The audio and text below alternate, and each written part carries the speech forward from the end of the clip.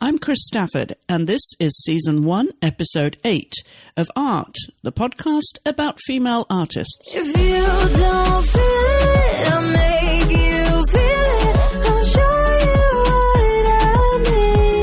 what I mean. If you don't feel it, I'll make you feel it. I'll bring you to your knees. If you follow me. Hello, and thank you for joining me. I'm delighted to say that we have a wonderful lineup of guests to come here on AART.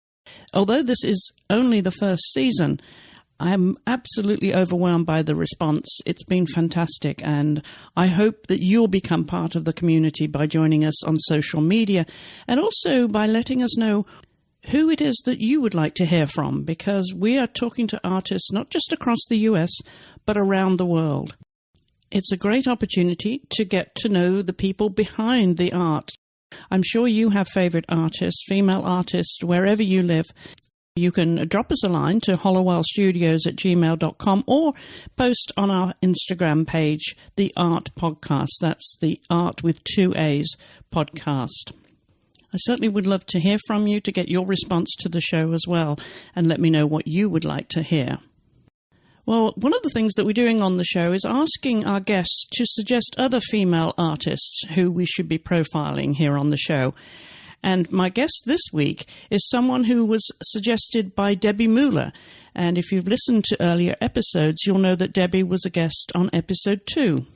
And the idea is to build this community of female artists through the podcasts and hear about our guests, their mentors, maybe their teachers, or maybe just artists that they admire and have done over the years, and even maybe purchased some of their art. So that brings me to this week's guest. Sarah Sedwick was born and raised in Cleveland, Ohio, where her father actually was a member of the Cleveland Orchestra. She graduated with a BFA from the Maryland Institute College of Art.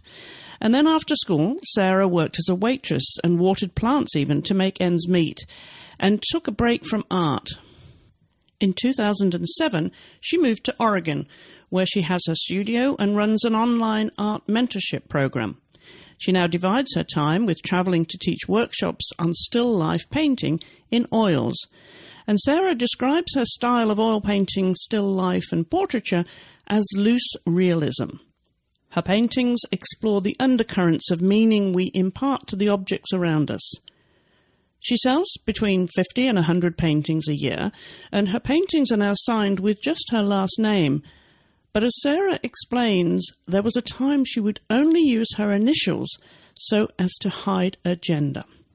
Sarah is also the author of Dynamic Still Life for Artists, published in November 2022. Sarah, hello, welcome to the program. Thank you so much for joining me. Thanks for having me, Chris. I'm excited to be here in your first season.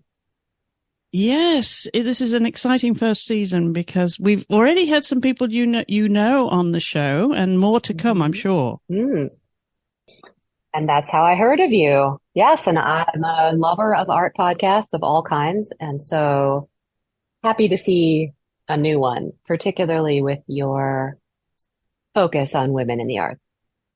That's right. I mean, we really want to spread the word because, we know how women really have been forgotten historically in art. So we want to just wrap our arms around everybody. It doesn't matter what medium. And we've had a few painters like yourself already, and lots more to come. But it's an opportunity, Sarah, to tell your story, because it sounds to me as if it's been in your blood to paint and to be an artist, but not so. You don't have any visual arts in your family, you were telling me. Not that I know of. Certainly not in the immediate and extended family that I've gotten to know in this life.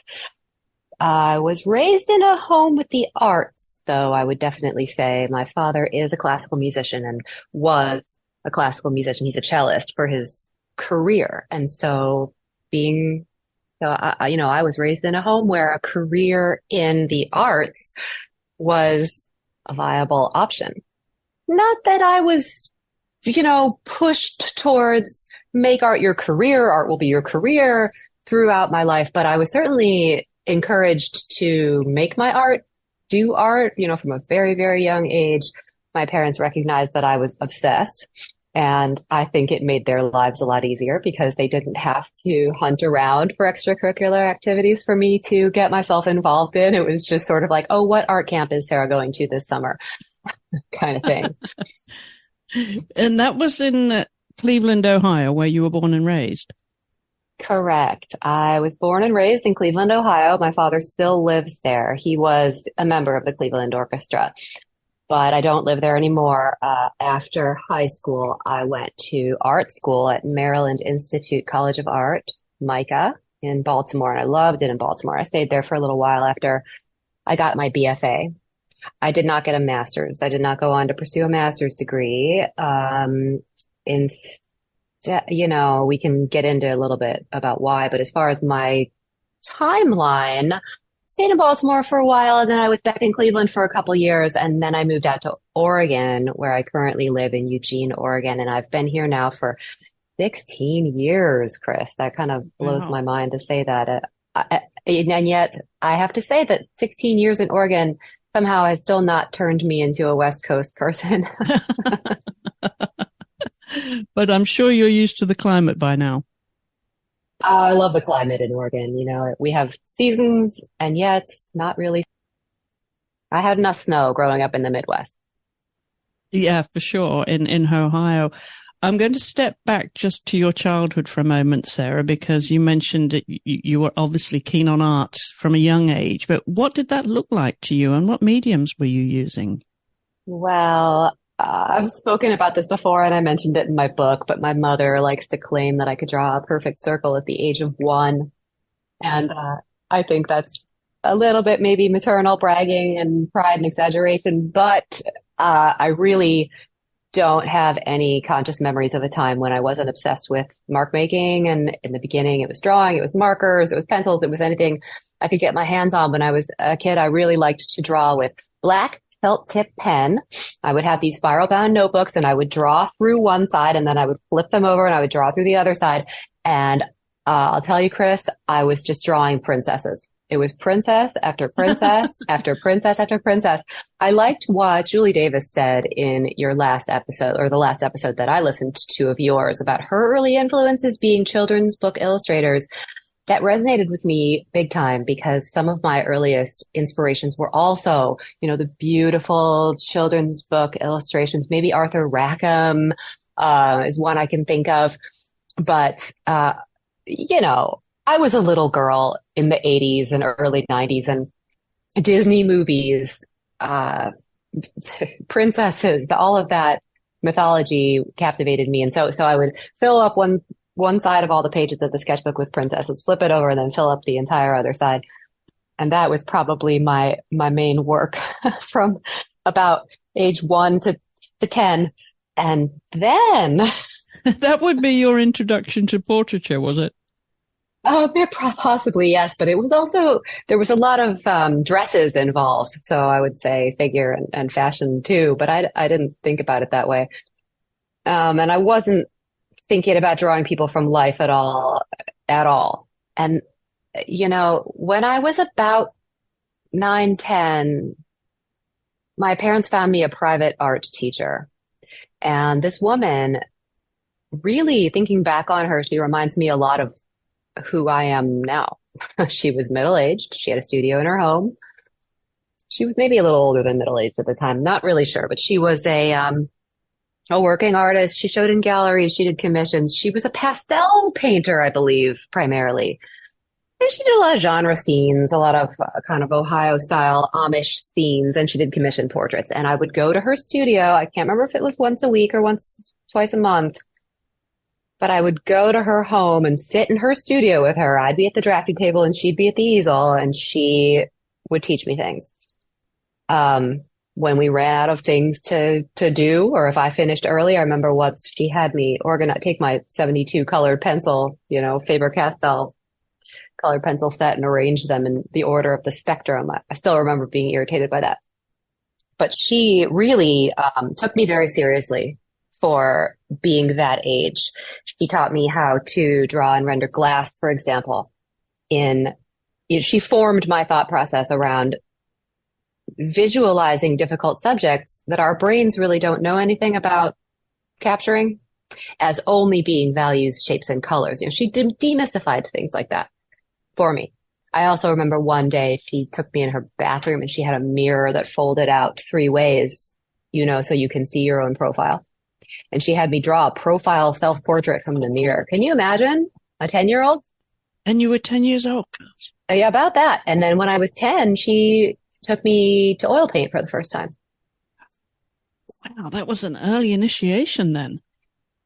Yeah, and I vividly remember it, I have to say.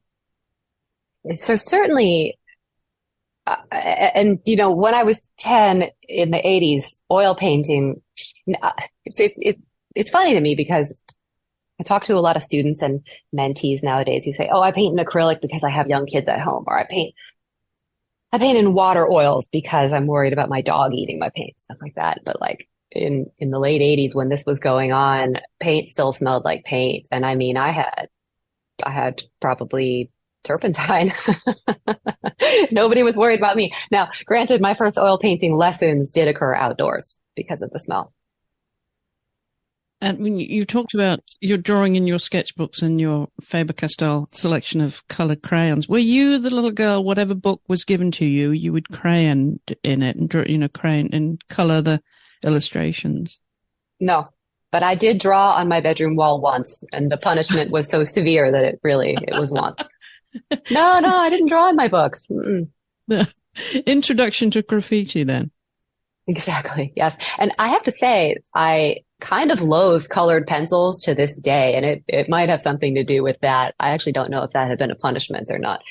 But no, colored pencils aren't for me. They're way too fiddly as a medium and not at all fast enough. So it sounds as if your parents were very encouraging of your interest in art right from the very earliest days. Absolutely. Yeah, and supported you in your career. You mentioned that teacher who was clearly an inspiration for you. Who else was it that you were paying attention to in those early days? And not only of the teachers that you were exposed to, but also the artists. Did you go to galleries and start to have an appreciation when you were a teenager of the masters and that sort of thing? I did. I consider myself so lucky. So with neither parent being a visual artist, I do recall getting dragged to art museums an awful lot during my childhood. And I mean dragged. Cleveland has a wonderful art museum. I also remember being dragged through the St. Louis Art Museum quite a few times. And I mean, I just wanted to sit down, but I do still remember the pictures that I saw. Manet really early on. We had some Georgia O'Keeffe prints in the house, which I recall, and I was exposed to Frida Kahlo at a young age too. She was very inspirational. The narrative quality of her work is so interesting to me. Just they're all, most of her work is self-portraits, but just the way that she incorporated symbolism into the self-portrait was captivating to me, as it all fit into illustration. And so, no, I was exposed to a lot of art. And then as a teenager, I was able to take classes at the Cleveland Institute of Arts, which were great, which were probably not my first introduction, but a deeper introduction into working from life, as opposed to just making it up out of my head or copying pictures. And then I think really, really critically, at a juncture where I was trying to make the decision about what to do after high school, this was just a godsend. I can't, thinking back on it, it just was such a stroke of luck.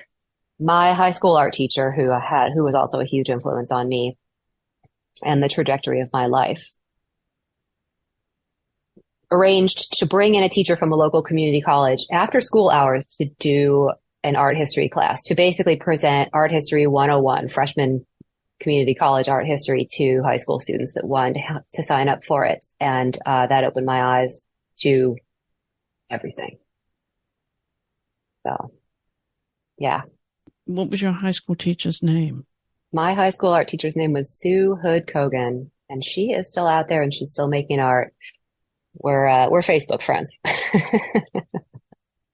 But massive gratitude. And I have a huge appreciation for art teachers at all levels, but particularly high school art teachers. They don't really know what they do. And at what point then, through your early education, Sarah, were you thinking, this is something I want to do as a career? This I could make a living at? Never. It was just an obsession. I didn't think about it. I don't think I've ever been too terribly self-reflective in that way. I've just sort of decided what I've been obsessed with and gone after it. Not that I'm not a planner. I definitely am not a fly by the seat of the pants kind of person, but it's sort of the opposite of most people's story. Most people say, oh, well, I wanted to go to art school and my parents said, no, make a living.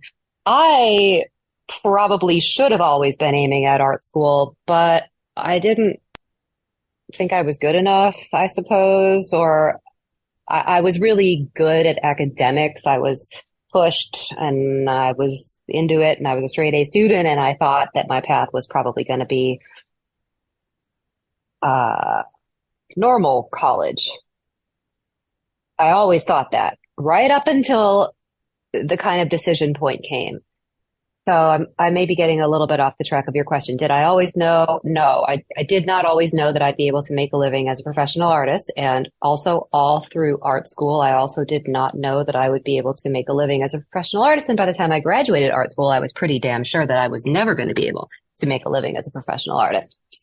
So back to my early childhood love and inspiration by illustration, I entered art school as an illustration major. And I think the more people from my generation, specifically that you speak to, who are realist artists in any medium, you're going to find that at some point in their life, they were an illustration major.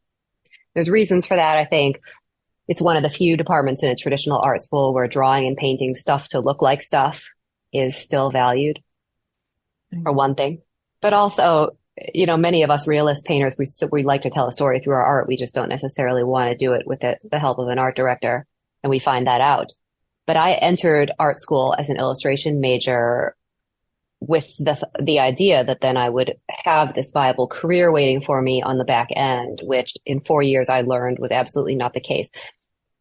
But, well, because I didn't want to do what was taught to me was required, which was move to New York City and start, putting myself out there. I'm making air quotes, which 25 years ago did not look like it looks now. It looked like printing out a physical book of your work, going around to art directors, knocking down doors, asking for work. And I was terribly intimidated. But the other piece of that is that the world was changing a lot. I graduated art school in 2001. Facebook didn't exist yet. Digital cameras were not accessible, certainly not to 20, 21-year-olds. And the traditional gallery system was still it, if you were going to be a fine artist, more air quotes. And so, and illustration as an art form had been for several years at that time, heavily shifting towards digital.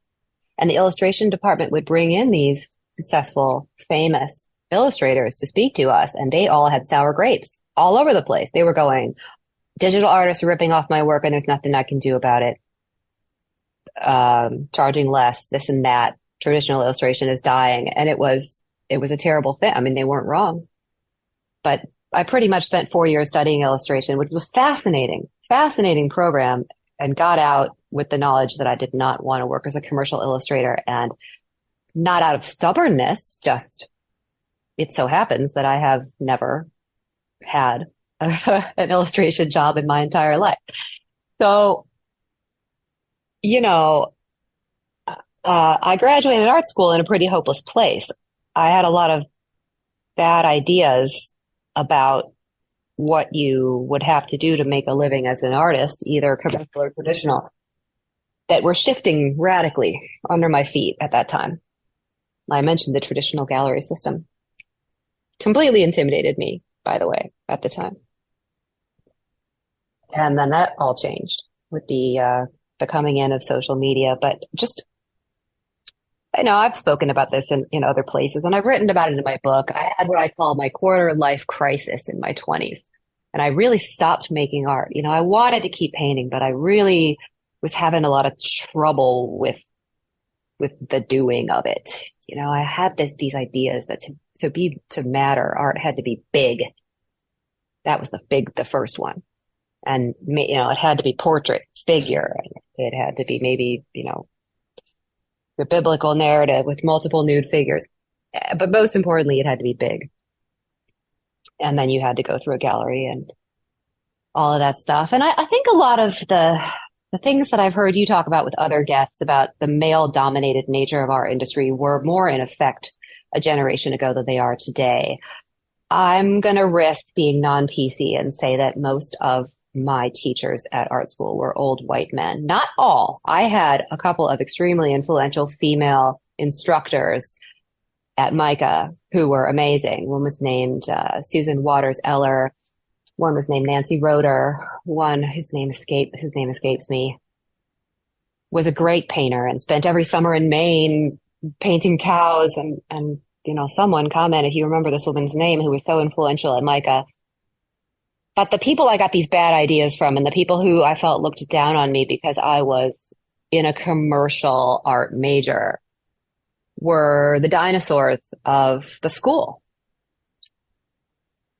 And I think a lot of that's fallen away in the last 25 years. There's been so much empowerment in so many spheres of life. And now I look around the art world, and personally, I don't feel any defensiveness or any underdog status because of my sex. When I was in art school, absolutely. I was having a conversation about this just the other day in a workshop, I think, about signing your paintings.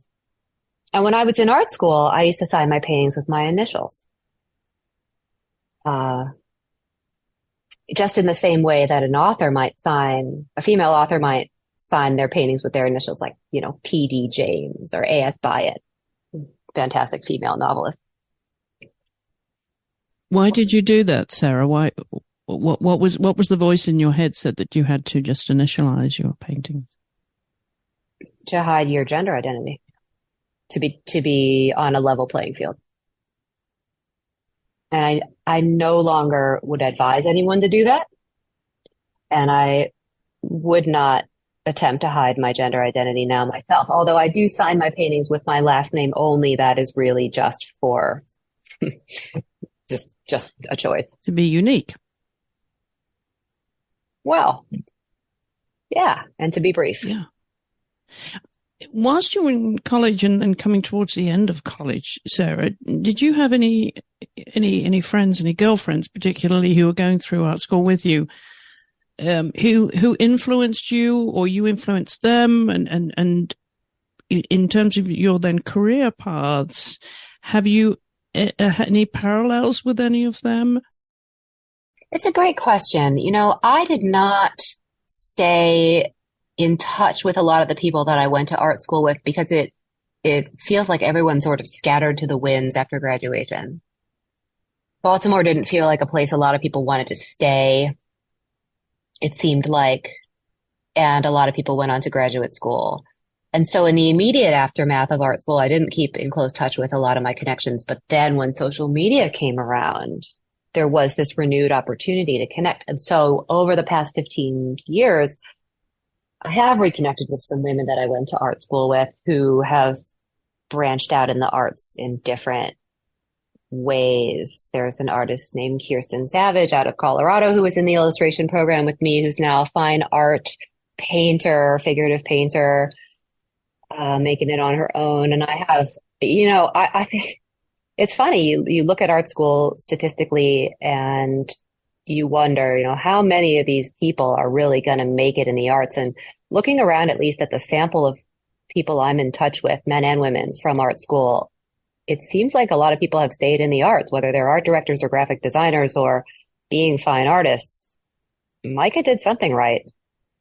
Now, in terms of then, you realizing that maybe you weren't going to make a living when you graduated, but what did you choose to do at that point? I did life stuff.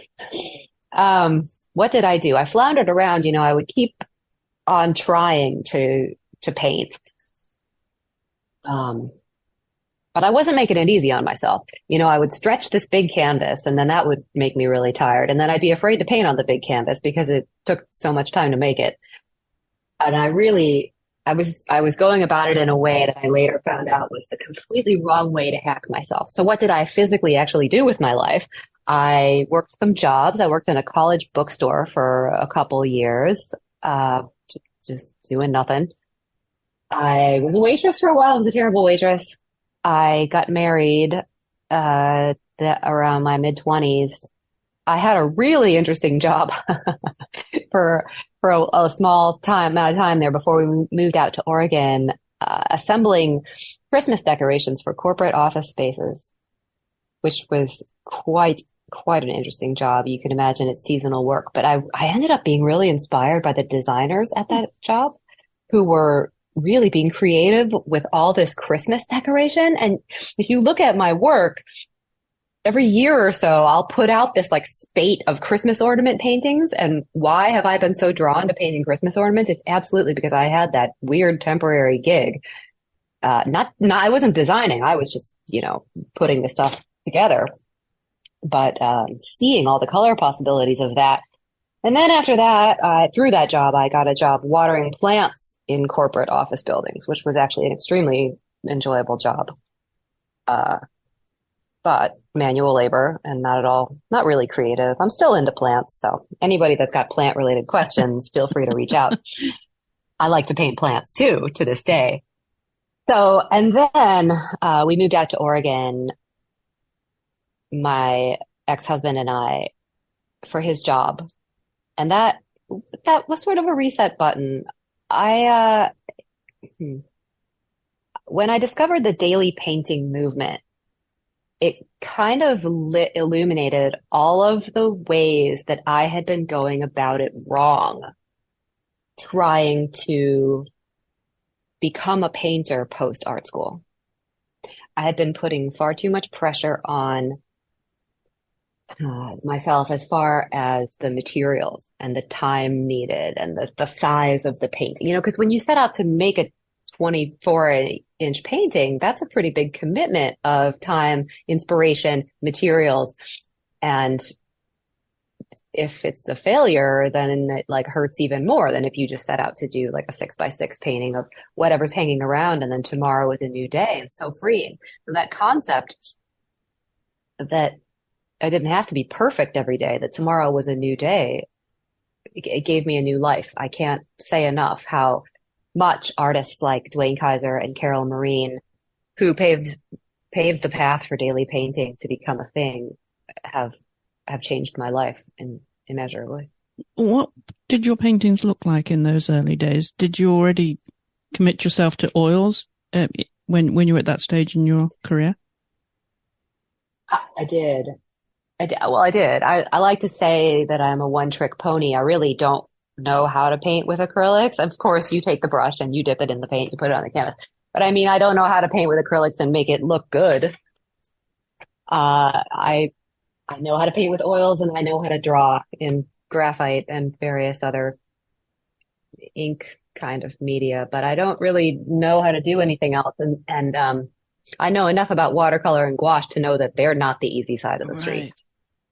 They may have their convenience aspects, but watercolor, I'm taking off my imaginary hat to all you beautiful watercolor artists out there. And I get a lot of recovering watercolor artists in my oil painting workshops, I'll tell you. But I knew that those were more challenging and unforgiving media. And I already had a lot of experience with oil, but I had to relearn it. And so what did my first daily paintings look like? They were horrible. They were mediocre at best, but it didn't matter to me what they looked like because of that freedom of, well, I'll just do something else tomorrow. What were your chosen subjects though? So daily painting really is still life focused. And so still life was kind of a no-brainer. I remember one of my earlier paintings when I was just getting back into it. I got this big floral bouquet and a fairly large canvas, probably a 16 by 20. It wasn't meant to be a daily painting. And I tried to paint this floral bouquet and I had a good time. The painting is awful, but it was great. It just felt so good to be doing it. I know that all your listeners out there who are creative makers can relate to this, that when the dam breaks open even a little, when there's just a little crack in the wall between you and making your work, it feels so good. It doesn't have to look good to feel good. Wow. And I really had not painted anything significant at that point in 6 or 7 years. I regret that time lost, but I am so grateful for the passion and the excitement and just the burst of energy and release that I did experience, and the joy that I experienced coming back to painting because of all that time away, where I really something was missing for me, big time, big hole in the soul there. And now, these days in my life, I have this beautiful opportunity through my workshops to either connect people with painting for the first time or reconnect people with painting who've been away from it for a long time. And it's exactly the same thing. So that gratitude that I had then, I get to re-feel on an almost monthly basis by sharing it and giving it back in my workshops. It's so great. I'm tearing up now as I'm even talking about it. No, and you've been a pro now, I think, for 8 years, is it? Something like that? Oh, longer than that. I've been teaching. So I have been, all right. So a big part of my art story, and I think it's important that it's talked about, is that for the first few years that I was doing daily painting and selling my daily paintings for very little money online, I was married and I was not paying the mortgage. So I had the luxury of beginning my daily painting career. And as Elizabeth Gilbert puts it in her wonderful book, Big Magic, I did not have to put the pressure of supporting myself. But that marriage did end. And so in about 2015, I became divorced and supporting myself 100% through my work. And at the time that I divorced, I said to myself, okay, well, I am completely willing to go back to waiting tables if that's what it takes to support my art. I'm going to do what I have to do. And I'd started teaching workshops locally, maybe in 2012. And then I started traveling to teach workshops in other places I think it was late 2013. So we're coming up on 10 years that I've been teaching workshops around the country now. And so I already had a few connections with workshops. And when 2015 rolled around and I found myself supporting myself, the combination of the workshops and selling the paintings online were enough to carry me. And I never have I've never been paid for doing anything except making art and teaching art and now writing about art since that time. It's I feel very lucky. Because frankly, I'm not any good at any of those other things anyway. It sounds though, Sarah, as if, your soul went through a complete transition and you were freed up, and now you're spiritually free in your painting and have been now for a number of years. Can you pinpoint that shift in your heart and your mindset towards your art, towards the canvas? Well, I don't think I ever would have described myself as a perfectionist, except in life. Like, living up to the expectations of the people in my family that I would be successful, whatever that looked like. That's something that I've had more trouble letting go of and have remained attached to. But as far as being a perfectionist on the canvas, I've had daily painting really helped me let go of that, and I've not picked it back up. And that's been a good thing. As far as spiritual, well, I mean, absolutely. Okay. So, but I view spirituality as a mountain that you're climbing where you climb up a little bit and then you hit a plateau and you go straight for a while, or, or maybe you're going around and around the mountain to go up. So you kind of retread over the same territory as you're going up slowly. You have these leaps and then you stagnate a little bit. And I want to be aware of the transcendental moments when they happen. Like when a rather large painting falls off the brush rather effortlessly. I call them rock star moments, but there's something spiritual there. You feel, well, it's the flow state, attaining the flow state. And, but then there's fear of becoming formulaic, falling into a rut. You want to have a nice equilibrium between a style and a brand and work that is predictable and eventually isn't going to feed you anymore because it's not challenging. So one danger that I know about is that if I'm teaching a lot, which I am in a season of life right now where I'm teaching a lot. I feel like this is kind of just where I'm supposed to be right now. I'm teaching about, I don't know, 13 to 15 workshops a year, I think, at this point. Yeah. And I'm loving it. But it takes me away from exploring my own painting and pushing my own growth. But I push, through the workshops, I am able to do some of that work. And I can talk about that too. But here's the thing. If you're demonstrating all the time, if a lot of the painting you're doing is demonstrating, there's a certain way of painting that is a good way to teach and demonstrate the concepts you're trying to get across. But then if you fall into this rut, my fear is that I'll just then be in this rut where every painting is like successful for the same reason. So, none of us want to become a formulaic, just kind of regurgitator of what we've been doing. And one thing that I love about Instagram, and I used to love it about blogging, was watching the artists that I admired the most, watching them change over time, because the good ones always do. And it's not that they're getting better over time, they are, but they're actually becoming more themselves over time as they're pushing themselves creatively. And that's what I want for myself. If you asked me, and I may be preempting you, but I have listened to a couple of your other episodes, what my main goal is with my art, it's that I want to keep pushing myself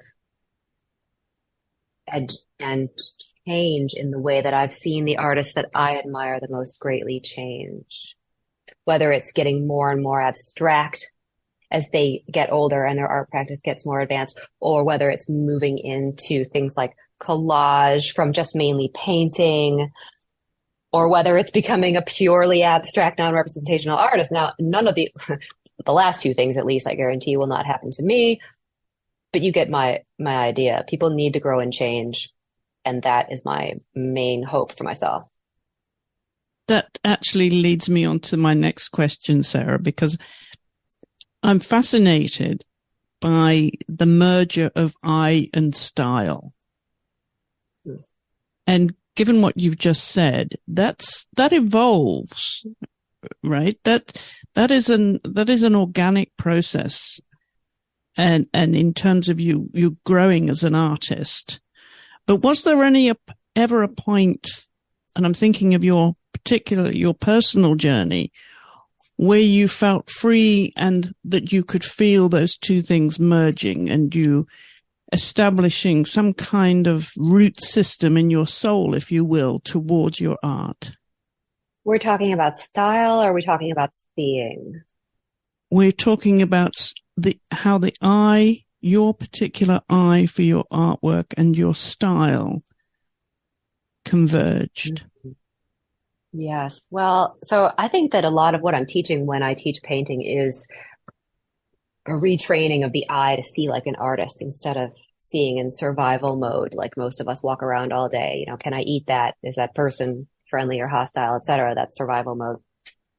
And then seeing like an artist is all about comparison and judgment. It's the only place where comparison and judgment are a good thing, because what we're doing is we're saying how light or dark is that thing compared to the thing that's next to it. And my kind of mantra in my brain as I'm painting along, it goes warmer, cooler, lighter, darker. I look at one thing and then I look at the thing that's next to it. It's a constant process of comparison. So there's seeing like an artist, and then there's style. And a lot of early painters are very concerned with finding their own style.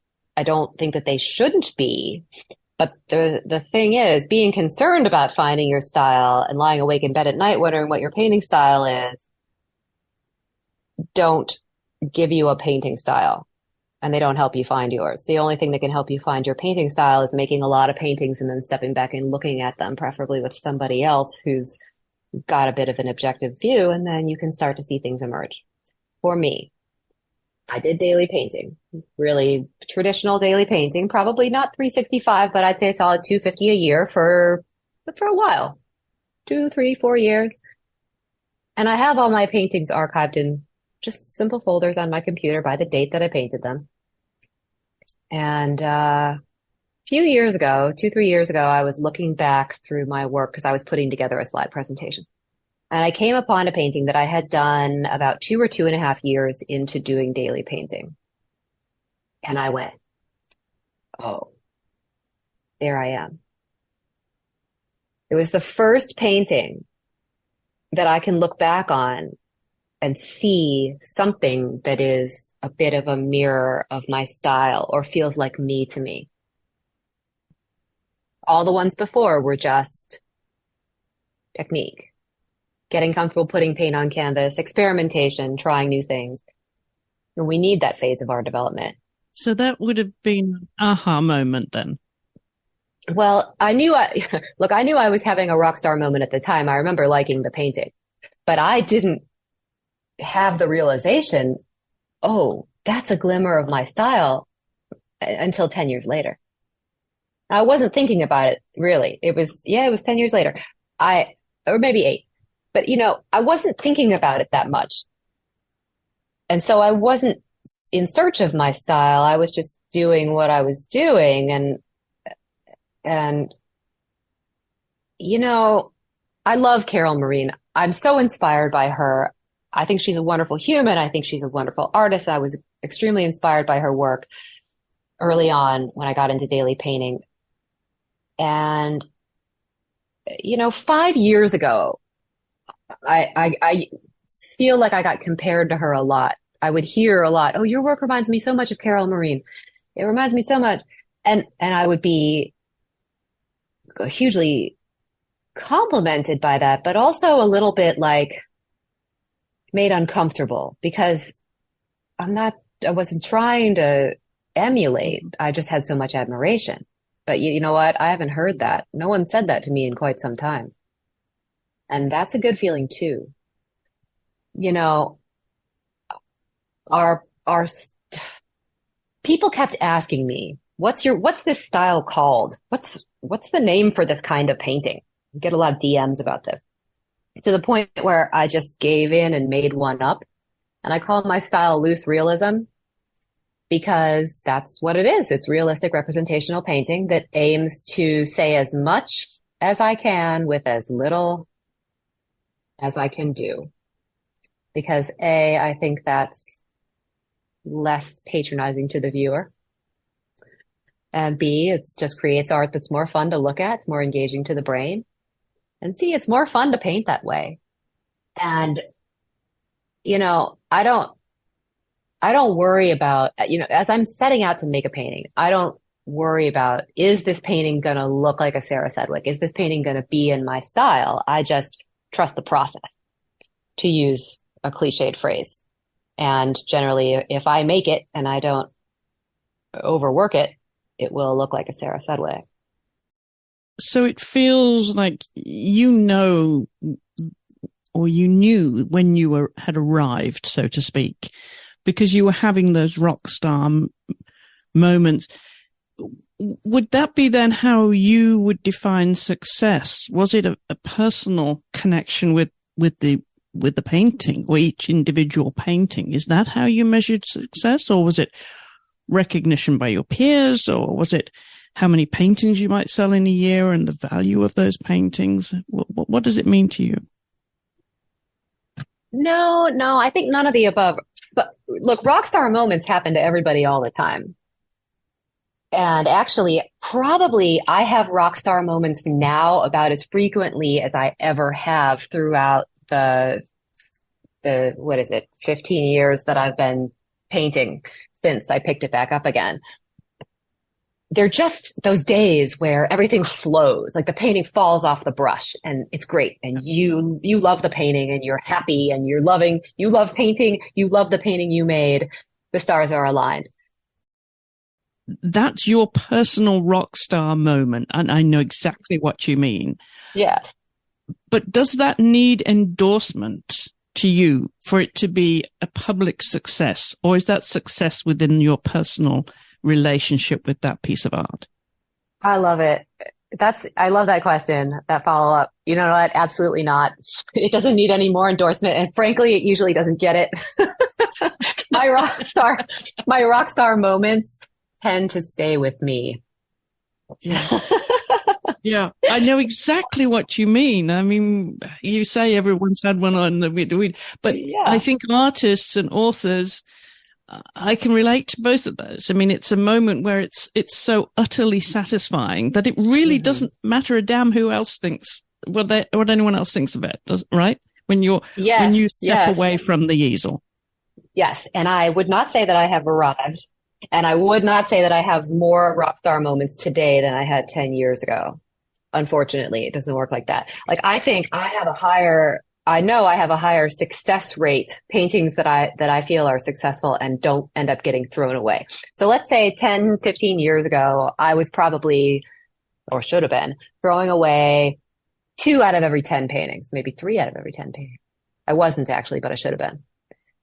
Today, if I'm throwing out 1 in 20, and I'm not saying they're all good. Workshop demos are a little different. It doesn't have to be a good painting to be a good demonstration, but I mean my own work. And part of that is because I'm planning my paintings in a more strategic way now to weed out the less successful outcomes before I make that painting. That's a huge part of it. But so no, you know what I mean. The rock star moment does not need to be reinforced by the marketplace. The worst painting advice that I have ever been given was given to me by a non-painter, so they can be off the hook for having dispensed it, but I'm glad to know it. And that was, only put your best work out there. Only put your best work out there was the worst painting advice that I've ever been given. Because the truth is, I am not the best judge of my best work.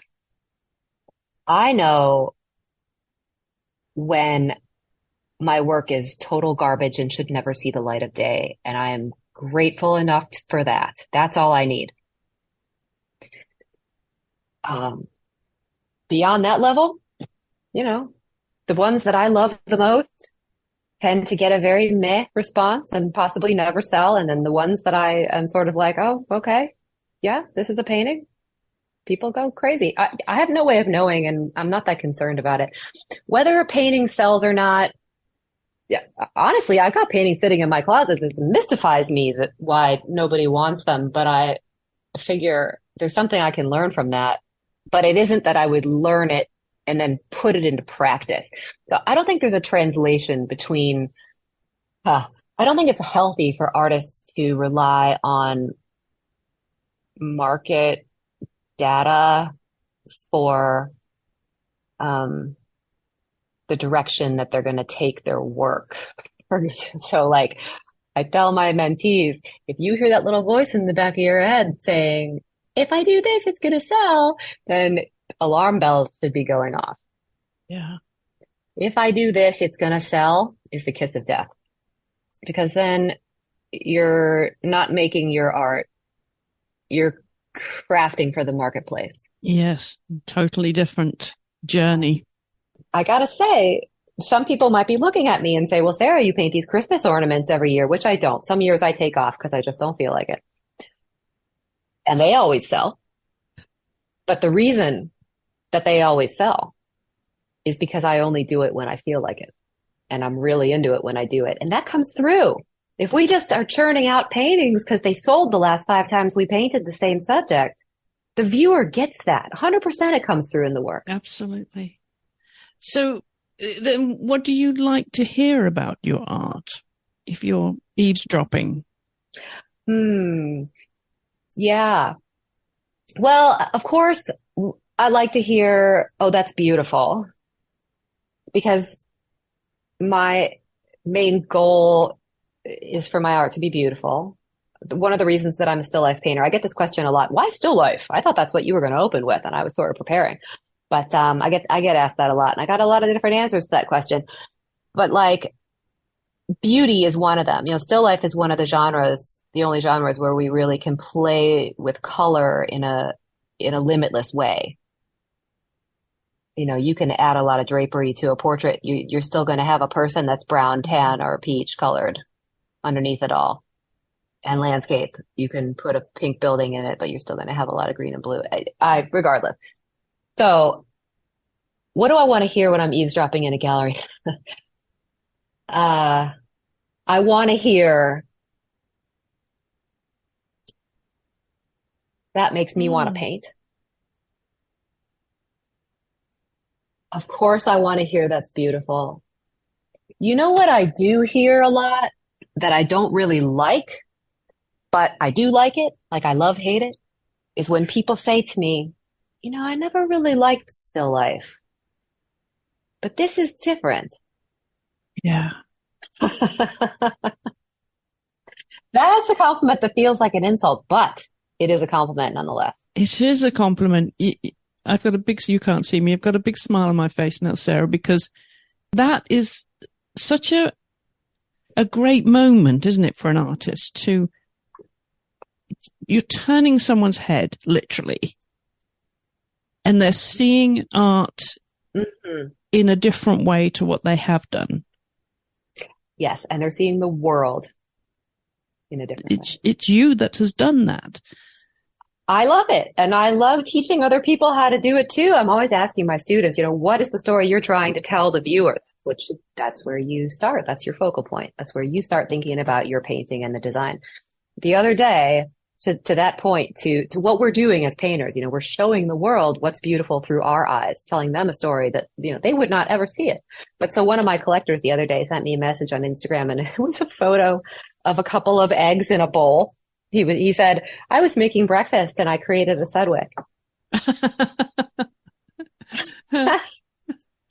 So if you're listening, you know who you are. Thank you for that message. You totally reinforced my mission in life, which is to show the beauty in the ordinary and share it.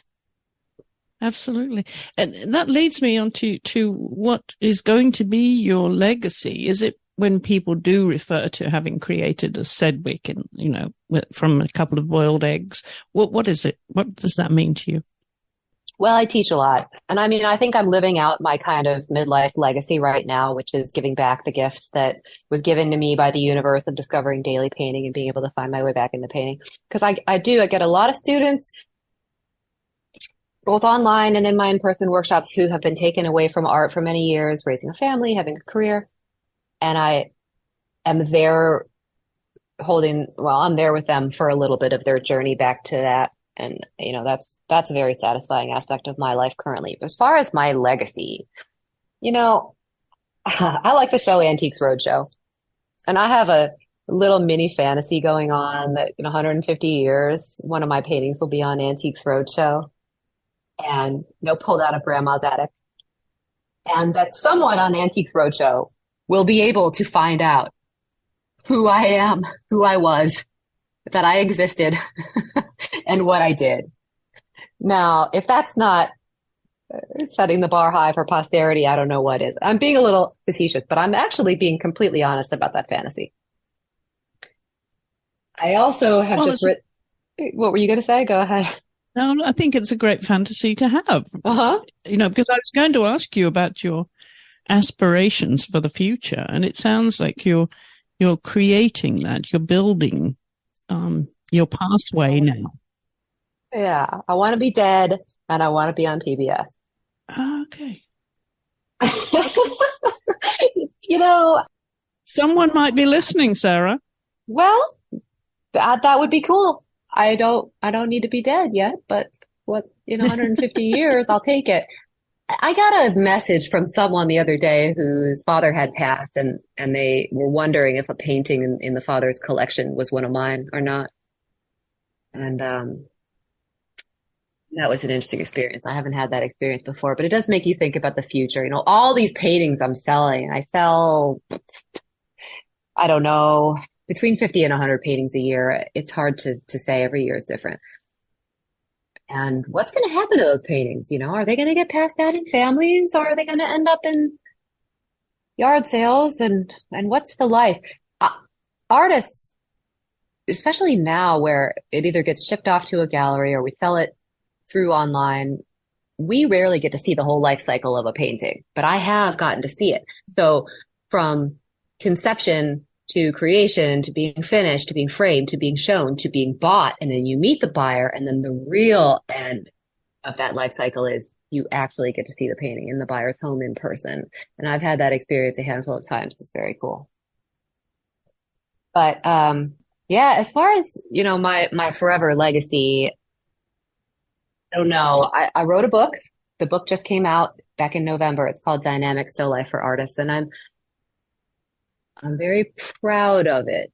It was a joint effort. I had 17 beautiful artists contribute lovely work to the book. The publisher did a beautiful job of designing the book, and I can't take any credit for that. I would like to write another book. But there are many, many painting books, and we kind of need more painting books. The reason that I needed to write a book about still life oil painting is probably because the last book about still life oil painting is 20, 30 years old, and it needs to be updated. So these things, they really do need to be revisited and redone. But I would like that to still matter to people in a generation or two. My book. What else would you like? And what are your aspirations? Is it to be hung in a particular gallery or museum? Or what are the goals? Yeah, I don't think about that a whole lot. I'm happy with the gallery relationships I have. I would like to continue to have gallery relationships. I would like to make bigger work and more work, and I would like to find more of a balance between teaching and painting. Like I said, I'm in a season of life right now where I'm very involved in teaching, and I think that it hasn't been a conscious choice on my part, and it isn't because I don't have the ability to say no. But I've been asked so much to teach and share what I have that I feel that it's where I'm supposed to be right now. And so I'm doing a lot of teaching. I'm away from home a lot, probably a third of the year, all told. And that's great. I enjoy that stuff. In 5 or 10 years, I think I'm going to want to be in a beautiful, stable studio, doing my own work most of the time and teaching less. And I don't have aspirations to be in a museum. I think that would be wonderful. But there's just, there are so many things to have. There are so many prizes to win and jury shows to enter. And I tend to,